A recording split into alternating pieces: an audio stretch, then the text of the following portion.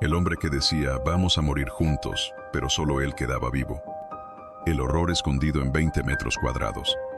9 cabezas, cientos de huesos, una nevera que escondía lo impensable y un joven japonés que, desde un minúsculo apartamento, convirtió Twitter en su campo de caza. Lo que parecía un simple reclutador de clubes nocturnos resultó ser uno de los asesinos más metódicos y perturbadores del Japón moderno. Bienvenidos a Infrarrojos Criminales. Aquí los casos no se cuentan, se revelan.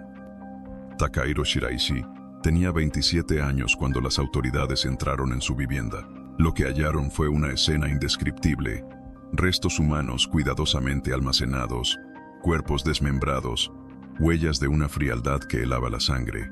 El vecindario, en silencio, nadie había sospechado nada. Ningún ruido, ningún olor, al menos no hasta los últimos días. Antes de convertirse en asesino, Takahiro era simplemente uno más. Un joven tímido, retraído, con una infancia opaca y una adolescencia que fue mutando lentamente en una obsesión por la muerte. Lo que lo diferenciaba del resto no era su historia, era su método, su escenario. Un piso de apenas 20 metros en la ciudad de Sama, cerca de Tokio. Su herramienta, las redes sociales. Su objetivo, personas vulnerables, especialmente jóvenes con tendencias suicidas. Durante 2 intensos meses del año 2017, Shiraishi tejió su telaraña virtual. Desde cuentas falsas en Twitter, ofrecía compañía para quienes ya no querían vivir. Les decía que podían morir juntos, pero siempre, al final, solo uno salía con vida. Él. El caso estalló cuando la policía fue alertada por el hermano de una de las desaparecidas. La joven había dejado rastros de sus conversaciones en Twitter, y todos llevaban al mismo lugar, ese apartamento. Cuando los agentes preguntaron a Takahiro por la chica, su respuesta fue brutalmente directa: está en la nevera. Así comenzó uno de los casos más estremecedores de la historia criminal japonesa reciente. Y no fue una casualidad ni un impulso, fue un patrón, una estrategia, un experimento social convertido en masacre silenciosa. Pero, ¿cómo pudo pasar tanto tiempo sin que nadie sospechara? ¿Quién era realmente este hombre que vivía entre las sombras digitales? Lo que descubrirás a continuación te va a marcar. El muchacho silencioso que dominaba las redes. Para quienes lo conocían superficialmente, Takahiro era simplemente raro, no un monstruo, no una amenaza, solo un joven solitario, callado, con mirada ausente y gestos educados. Jamás levantó la voz, jamás discutió con un vecino, nunca dio problemas, y sin embargo, estaba planeando cada uno de sus pasos con precisión escalofriante. Durante un tiempo, trabajó como reclutador de chicas jóvenes para clubes de alterne en Kabukicho, el barrio rojo de Tokio, un mundo donde la discreción se paga caro y donde las sombras se confunden con las luces de neón. A distancia, desde su ordenador, manipulaba a las más vulnerables. No lo hacía cara a cara, prefería el anonimato, el disfraz digital. Fue allí, en ese universo virtual, donde encontró la herramienta perfecta. Twitter no solo le servía para atraer a sus víctimas, también le permitía observar, estudiar, seleccionar, detectaba palabras clave, leía entre líneas, enviaba mensajes cargados de falsa empatía, se mostraba como alguien dispuesto a escuchar, a comprender, y les ofrecía una salida, que solo llevaba al final. Creó múltiples cuentas falsas, algunas con nombres perturbadores, como Hanjin Pro, que se traduciría como el profesional del colgamiento, otras más discretas, para no alertar. Todas con un objetivo: conectar con personas que deseaban morir y ofrecerles un pacto. Vamos a morir juntos. La frase, repetida en distintas conversaciones, se convirtió en su firma, el vínculo que usaba para atrapar. Ellas confiaban, creían que encontrarían en él un alma gemela rota. No sabían que estaban abriendo la puerta de su propio final. Entre agosto y octubre del año 2017, al menos 9 personas aceptaron su invitación. 8 mujeres, todas jóvenes, todas con pensamientos suicidas, y un hombre, el novio de una de ellas. Ninguno volvió a ser visto con vida. Takahiro nunca improvisó, no actuaba en la calle, no las seguía, las hacía venir, las convencía, las esperaba en su pequeño apartamento, donde cada centímetro ya estaba planeado para su propósito. Si este caso ya te está perturbando, aún no has visto nada. Suscríbete para no perderte lo que viene. Primeras sospechas, últimas oportunidades. El silencio fue su mejor cómplice. Ningún vecino escuchó gritos. Nadie notó movimientos extraños. En un edificio de apartamentos diminutos, donde las paredes son delgadas y las ventanas dan a pasillos compartidos, la ausencia de ruido fue inquietante. Solo cuando el olor empezó a filtrarse, las alertas comenzaron a encenderse. Pero para entonces, ya era demasiado tarde. Todo comenzó con una desaparición. Una joven de apenas 20 años dejó de responder mensajes. Su móvil estaba apagado, sus redes sociales congeladas. Pero su hermano menor, inquieto, comenzó a investigar. Releyó las conversaciones, rastreó su actividad digital. Así encontró una cuenta en Twitter con la que ella había interactuado repetidamente durante sus últimos días. Era una de las cuentas falsas de Takahiro. El joven no se detuvo ahí.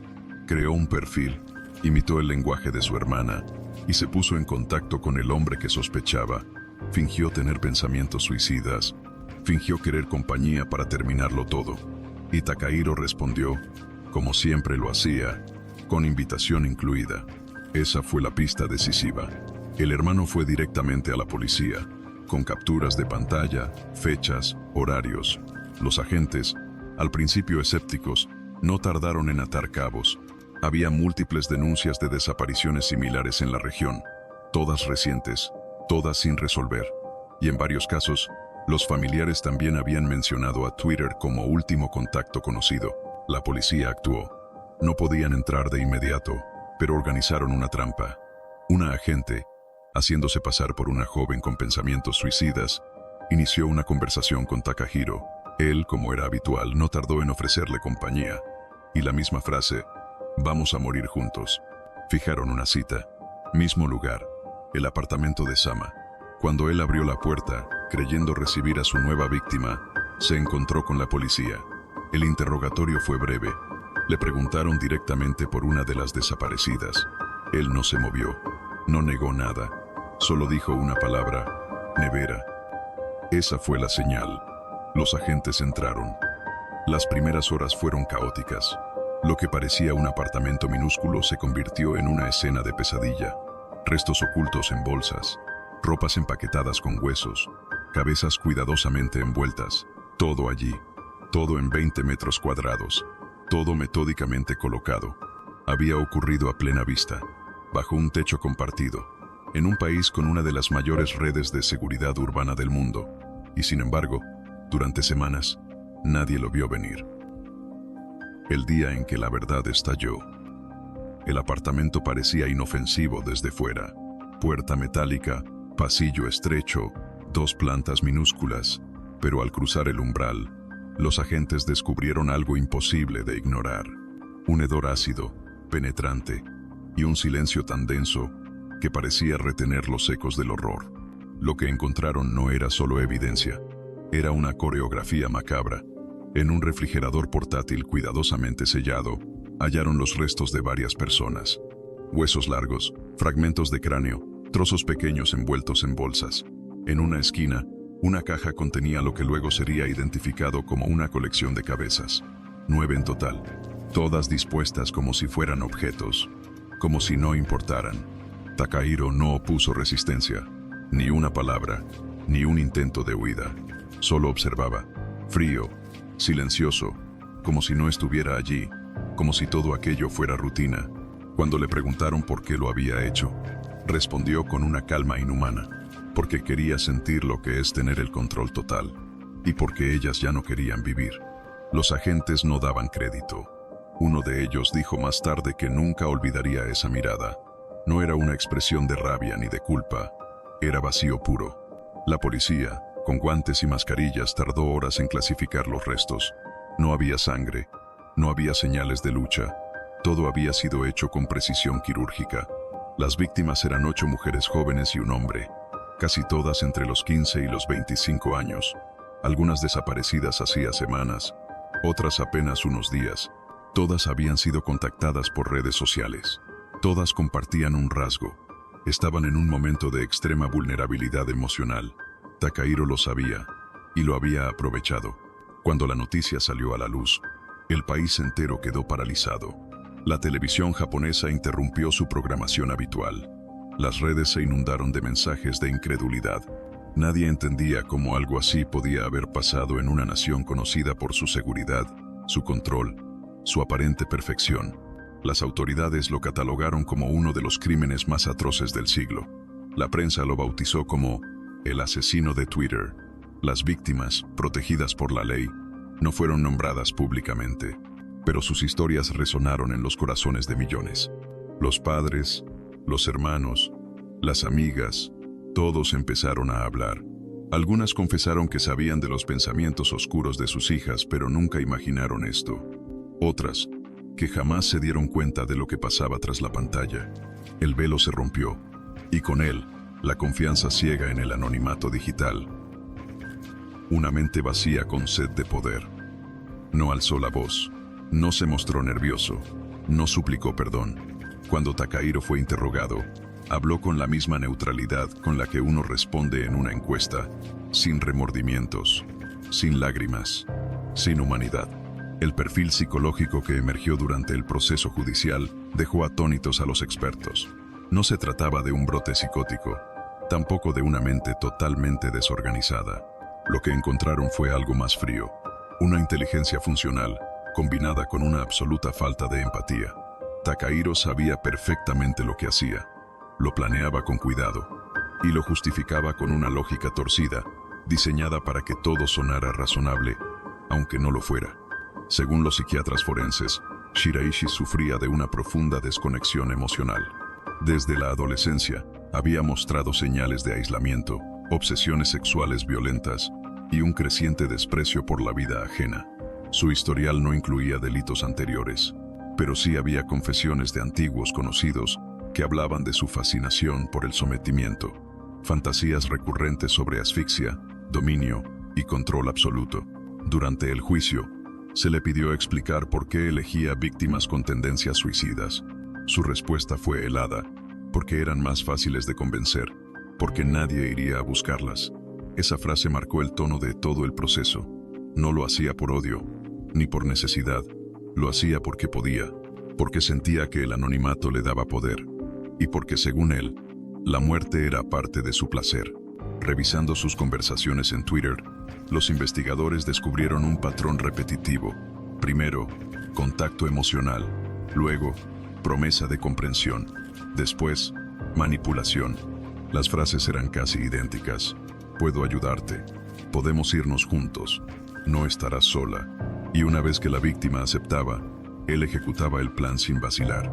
En todas las entrevistas, evitó mostrarse como un enfermo.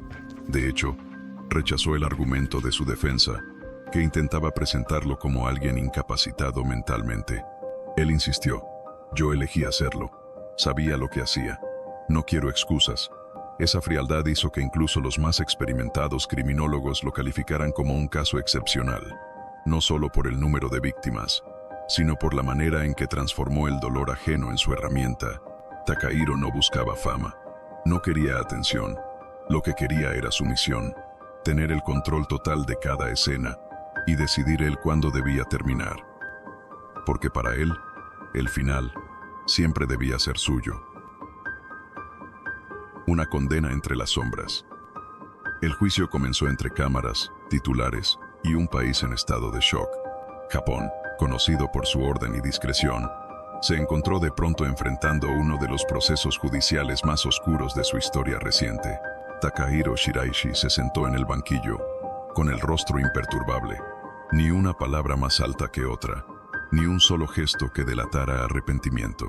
La fiscalía no tardó en presentar las pruebas. Conversaciones recuperadas de redes sociales, registros de búsqueda, declaraciones de familiares, análisis forenses. Cada una de las víctimas tenía un hilo que conducía directamente a él. Y en todos los casos, la historia se repetía. Contacto digital, cita en el apartamento, desaparición. Sus abogados intentaron una estrategia desesperada. Lo declararon incapaz de distinguir entre el bien y el mal. Dijeron que su intención no era asesinar, sino acompañar a quienes querían terminar con su vida, que él solo estaba allí para compartir el dolor. Pero las evidencias hablaban por sí solas. Las autopsias demostraron sometimiento físico. Se encontraron huellas de abuso, señales claras de que las víctimas no murieron por decisión propia, que no hubo pactos, que no hubo igualdad, solo una figura dominante que ejecutaba el mismo ritual una y otra vez. Shiraishi, para sorpresa de todos, interrumpió a su propia defensa. Se declaró culpable de todos los cargos, sin pestañear, sin dramatismo. Lo hice por placer, me sentía poderoso.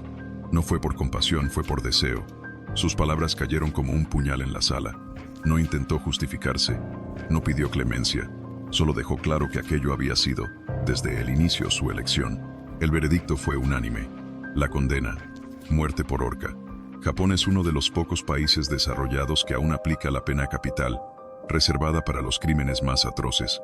Y este superaba todas las escalas. Pero el final no llegaría pronto. En Japón, la ejecución puede tardar años, a veces décadas. El condenado no sabe cuándo será. Un día cualquiera, sin previo aviso, llega el guardia. Le pide que lo acompañe, y no regresa. En ese pasillo espera ahora Takahiro Shiraishi. Desde su celda, ha pedido algo que ha generado aún más polémica. Quiere casarse, ha solicitado conocer a una mujer, formar una familia mientras espera su muerte. Y sí, ha recibido cartas de admiradoras, porque incluso los monstruos, en las sombras, siguen generando obsesión. Lo que quedó después del horror. La sentencia fue solo el principio, porque el verdadero peso de esta historia no está en los titulares ni en las cifras, sino en los silencios que dejó. 9 familias quedaron con un vacío imposible de llenar. Madres que nunca recuperaron los cuerpos de sus hijas completos. Hermanos que aún escuchan los ecos de una conversación digital que acabó en tragedia. Japón, una nación orgullosa de su seguridad y su disciplina, se vio forzada a mirar hacia adentro, a reconocer que incluso en los sistemas más rígidos hay fisuras, y que en esas fisuras a veces se esconden monstruos. El caso expuso un problema que llevaba años gestándose en la sombra: la crisis emocional de la juventud japonesa. Un país con una de las tasas más altas de suicidio entre adolescentes. Un país donde pedir ayuda aún se vive como un fracaso, donde la tristeza se esconde, y donde las redes sociales, en lugar de ser una válvula de escape, se convierten en trampas disfrazadas de comprensión. Tras la captura de Takahiro, el gobierno inició campañas de prevención. Se reforzaron los controles sobre cuentas anónimas que incitaban al suicidio. Se promovieron líneas de atención psicológica gratuita para jóvenes y se comenzó a hablar, por primera vez en muchos hogares, del dolor emocional como algo real, como algo que no se puede seguir ignorando. Pero no todo cambió, porque aunque las medidas se multiplicaron, las heridas siguen abiertas. Muchos aún tienen miedo de hablar, y otros, simplemente, siguen cayendo en las redes de quienes saben detectar la desesperación.